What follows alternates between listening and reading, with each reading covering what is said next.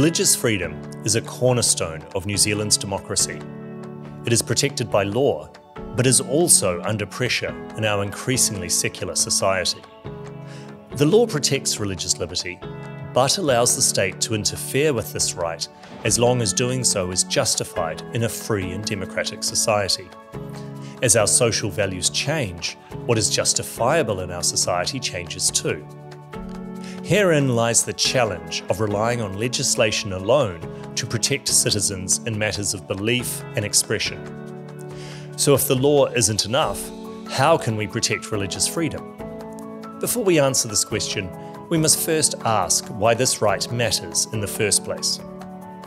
Freedom of religion is essential for all of us, even if we do not have a faith. This is because religious freedom is about much more than just the freedom to worship. It's about the freedom to hold and live out our most fundamental beliefs about reality, our place in the world, and how we should live. The ability to think, to express ourselves freely, to live according to our deepest convictions, and to explore life's biggest questions is at the heart of what it means to be human. Religious freedom is thus essential for all of our personal growth and fulfillment. But it's also about more than protecting the rights of individuals. Religious freedom is also vital for the health of our democracy and society.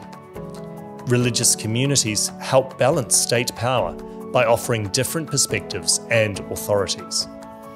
Consider how churches or mosques challenge government policies, or how religious groups have led movements against oppressive regimes and unjust laws.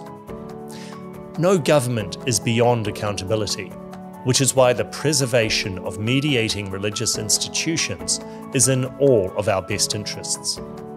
International research also shows that societies which protect religious freedom are more peaceful, prosperous, and free.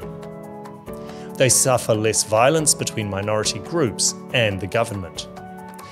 It's essential that we remember that religious freedom is intertwined with the bundle of human freedoms that lead to greater well-being. Unfortunately, there are signs that religious freedom in New Zealand is not as robust as it could be. Policymakers have sometimes failed to consider the impact of laws on religious communities. The courts have, at times, discounted minority religious views. The threat of expanded hate speech laws could effectively revive blasphemy laws, stifling open discussion on religious beliefs. As the number of non-religious New Zealanders grows, it's vital that we all, whether believers or not, appreciate the importance of this fundamental freedom. Protecting religious liberty is not just about safeguarding religious people, but about preserving the foundations of our free and democratic society. It's up to each of us to defend the freedom of religion in Aotearoa, New Zealand. The first step in doing so is by recognising its importance. By protecting this right, we preserve the foundation of all our freedoms, because when this crumbles, the rest will surely follow.